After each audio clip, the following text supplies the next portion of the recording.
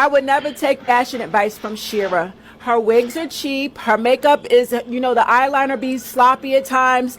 Who is she? Who made her the authority to give a bitch fashion advice? While I'm not a Shera 7 fan, Miss Spiritual Whistleblower, ma'am, you are equally toxic at this point. Honestly, sis, over the years, I've seen your content, and I'm not trying to throw shade at you or anything. And I'm saying this with love. I'm not trying to be disrespectful. I'm not trying to misjudge you, because people misjudge me all of the time, and I know what it feels like.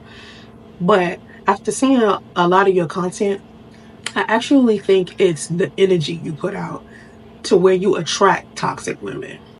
Most women empowerment events are ran by female narcissists who are scammers, con artists, mean girls, and bullies. I don't understand how you could say something like this when you used to throw women empowerment events yourself, right? I keep seeing videos up and down my timeline about how black women need to form their own communities. Whoop-de-whoop, fucking whoop-de-whoop. It sounds good, but I'm gonna tell you why that will never happen. I would host my own events.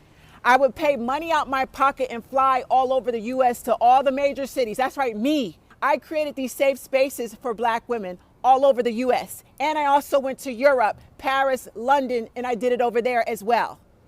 I also hosted a couple women's retreats.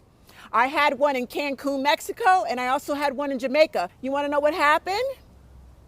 There's always one or two toxic bitches that infiltrate. They come and they pretend like they're good girls, and they get in the mix, and they're messy, they're gossipy, they're two-faced, they start trouble amongst the group. They're pick-me's. They're female narcissists. This is why black women cannot form community.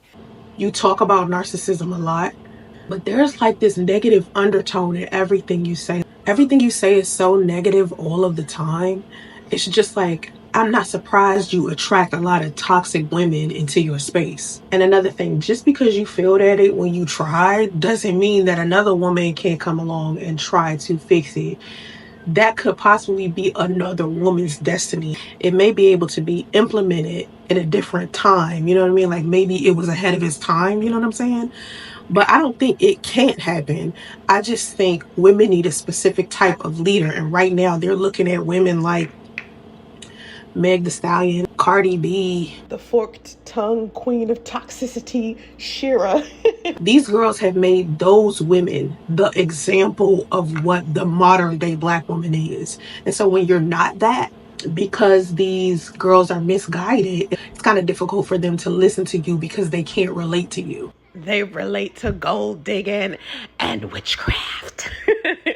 You have like this energy that is so negative sometimes, and it's just like, how do you expect someone who is a good person to want to sit and listen to you, talk all the time? I can be like, I like some of your content, and other times I'll be like, oh my god, this is so toxic. It's worse than what she's teaching people to avoid. Sometimes you are the shit that you talk about, and I'll be like, she don't even know.